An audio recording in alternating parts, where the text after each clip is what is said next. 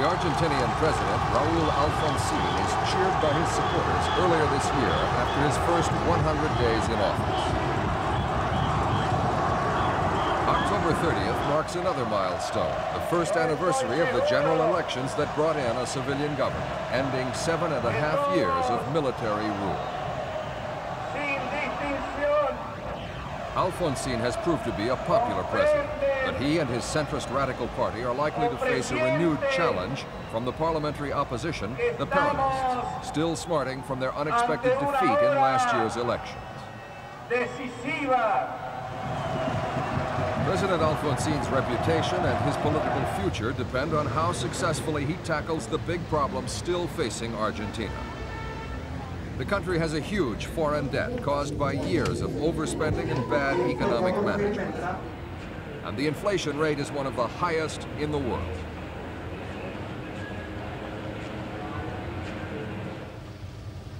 There's the painful legacy of the so-called Dirty War, waged by the military between 1976 and 1981 against left-wing guerrillas. At least 9,000 people simply disappeared, now presumed dead.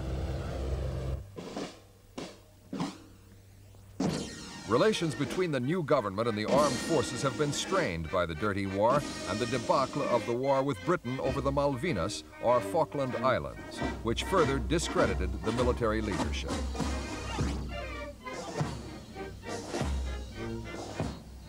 Dozens of officers have been relieved of their command, but many others remain in their posts and unrepentant.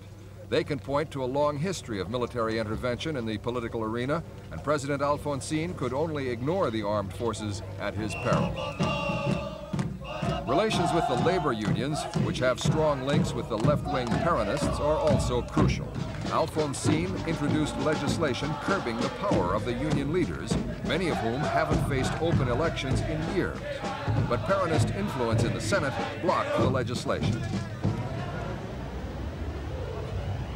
It's on the economic front, though, that the most pressing problems are to be found. The foreign debt stood at $45 billion when Alfonsín took office. It continued to grow because of the snowballing effect of loans that haven't been repaid on time. In June this year, every man, woman, and child in Argentina effectively owed $1,500 each to foreign banks. The Alfonsín government now hopes that a turning point has been reached. By October 1985, the interest payments on outstanding loans, which have fallen badly behind, should be fully up to date.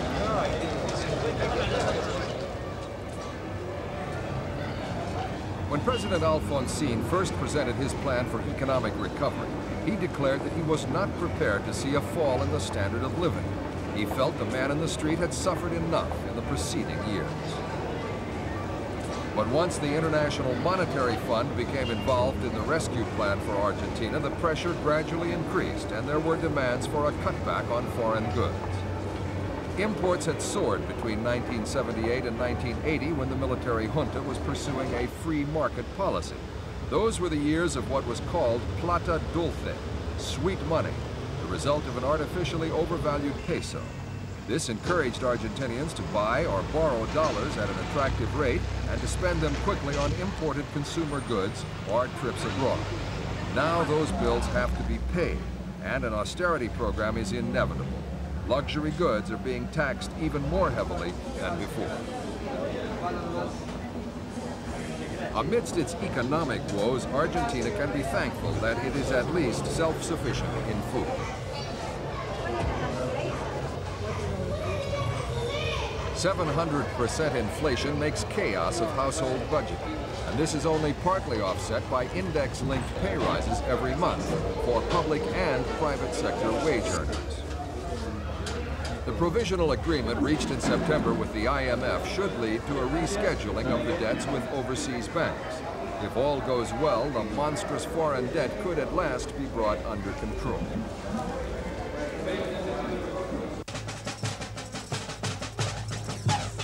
The old 10,000 peso note is now worth only a handful of small change.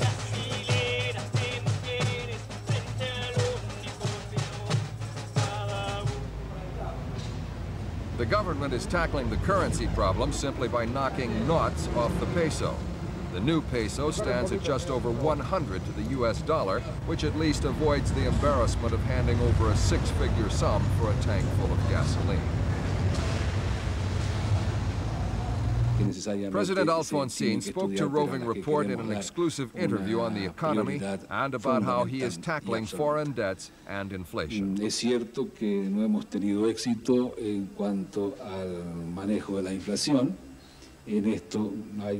President Alfonsín admits that there hasn't been much success so far in the battle against inflation, mainly because of the burden of foreign debts and the problem of refinancing the loans. This has made it much harder for industrialists to attract the foreign investment needed to stimulate the economy, and they've also been unable to import all the goods and raw materials they would like.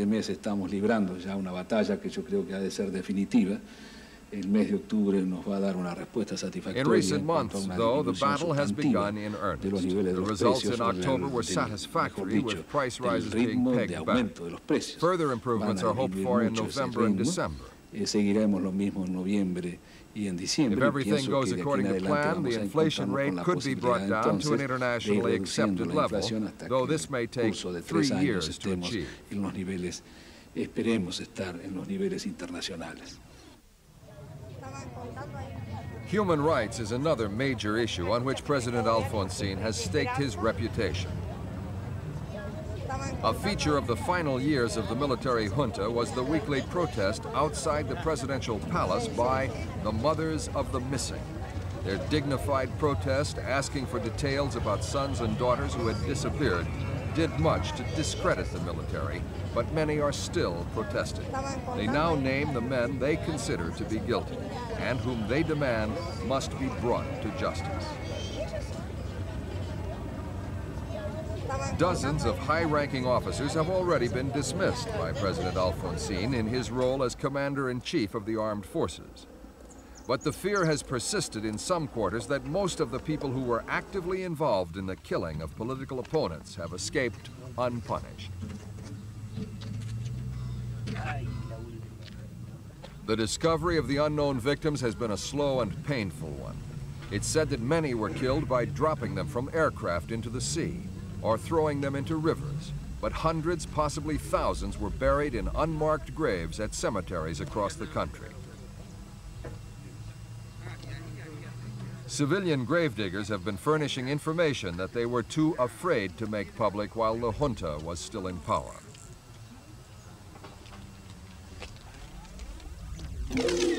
In September, Alfonsín was presented with a 50,000-page report ending a 10-month investigation by the State Commission on Missing Persons.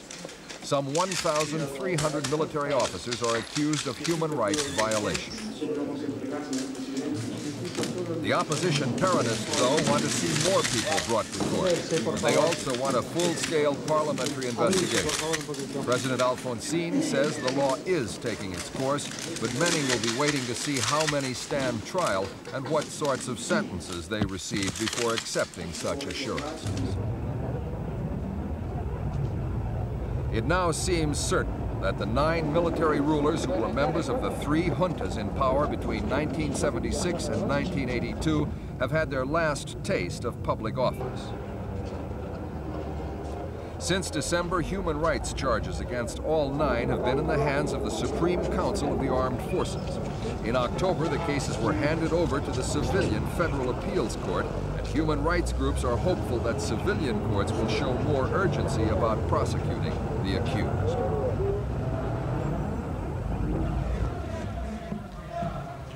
Apart from the dirty war, the battle that Argentina fought with Britain over the Malvinas or the Falkland Islands has also left a deep impression on the country's consciousness.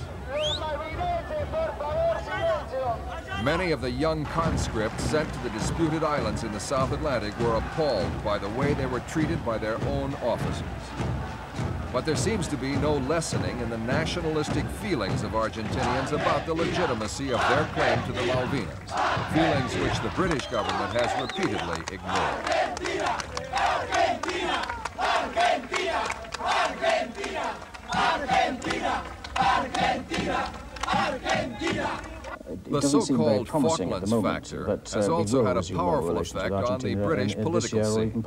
Margaret Thatcher was re-elected as Prime Minister in 1983 on a wave of post-Falklands fervor, and this seems to have made her even more unwilling to compromise. At least we could all be pleased that democracy was Britain, like restored Argentina, in lost several hundred men in the fighting, and Mrs. Thatcher refuses to consider handing over sovereignty in the foreseeable future. We still refuse to negotiate sovereignty of the Falklands. Falklands are British. It is the wish of the people there that they stay British, and that is that. For his part, President Alfonsín has been seeking international support to strengthen the Argentinian claims. In his recent speech at the United Nations, he said that Argentina wanted the islands back, but was no longer prepared to go to war over the issue, a view confirmed by Radical Party official Juan Carlos Pugliese, president of the National Chamber of Deputies. No, nosotros se lo hemos dicho con tanta claridad que no estamos dispuestos a las soluciones. We are not disposed to warlike solutions, says Pugliese, and we will not ignore any peaceful initiative towards the return of our legitimate territory. It is Great Britain that is maintaining an occupation force on a territory which is not theirs, just off our coast. This endangers peace not only in Argentina, but also in all the Americans, a fact that all American countries agree with. Peace is also threatened when armed force is used against a country like Argentina, already beset by difficulties. Senor Pugliese also attacks British conduct in the war, especially the sinking of the Argentinian cruiser, the General Belgrano.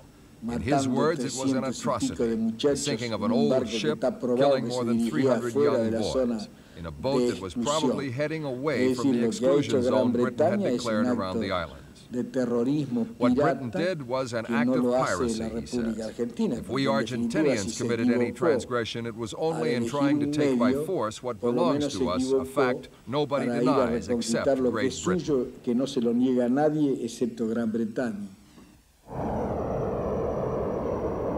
The Alfonsín government has been more successful in another territorial dispute, the Beagle Channel, the waters and islands where the Argentinian and Chilean borders meet at the southern tip of South America.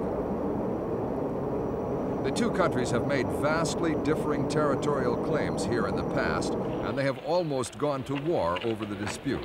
But nearly 6 years of negotiations involving politicians, diplomats, and Vatican mediators have at last produced a settlement. The Vatican has praised both sides for their willingness to accept a compromise.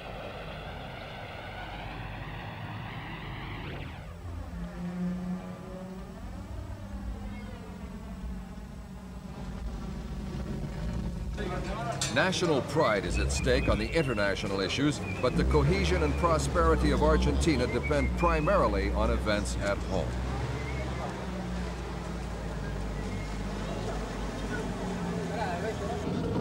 The life of the average worker must improve if there is to be a lasting social stability.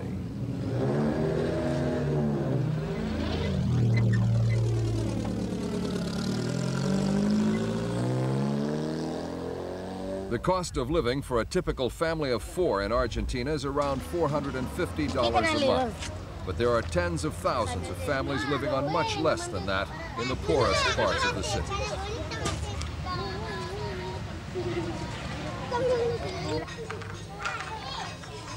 Now that democracy and civilian rule have returned, those people on the fringes of the economy are hoping that there will be no more mismanagement, no more massive sums spent on arms or on the dubious prestige construction projects.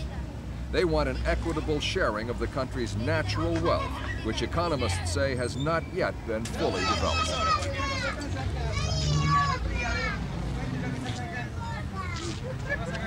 Demands for social change are supported by the unions, but one of the Secretary Generals of the General Confederation of Labor, Oswaldo Borda, says despite union agitation, the present government is not necessarily regarded as an enemy. The unions, he says, are not trying to destabilize anyone. But if the government fails to improve social and economic conditions for all sectors of the people to end the long night Argentinians have lived through, then the labor movement is ready to take action, whether through protests, go-slows, strikes, or other militant action. But the unions do not consider themselves enemies of the government. The two sides are in no way political adversaries. Nosotros queremos la patria justa, libre y soberana, no la patria grande. Argentina's trade unions are overwhelmingly Peronist, and they can get thousands of demonstrators out onto the streets with the shortest of notice. This protest is against government legislation that the Peronists thought would curtail the power of the unions. Peronism means different things to different people. It's a nationalist and populist movement founded by the late Juan Perón in the 1940s. There are left-wing radicals, but also conservatives amongst its ranks.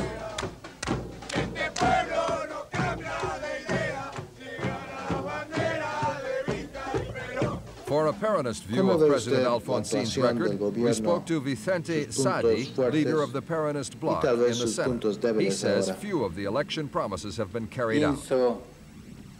Que la plataforma ofrecida por el partido oficialista y el presidente the government so far hasn't succeeded in carrying out even 3% of its election platform, according to Senor Saadi. The rest of the promises have just not materialized. El resto está incumplido. Se ha hablado de la liberación. Alfonsin spoke of liberation, but Argentina still finds itself on the path of dependence. He spoke of national sovereignty, but not enough has been done on sovereignty, either on territorial issues or on economic issues. Ni territorial ni económica del país. President Alfonsin arranged a meeting in May with former president and wife of Juan Perón, Senora Estela Perón. She now lives mostly in Spain and is no more than a figurehead today, but the meeting indicates that Alfonsin does not want to alienate the Peronists.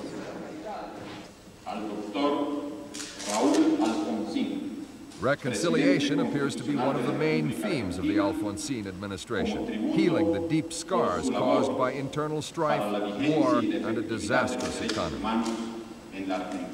In October, Alfonsin was named Personality of the Year by the Inter-American Human Rights Court, reflecting his commitment to restore democracy and personal liberties.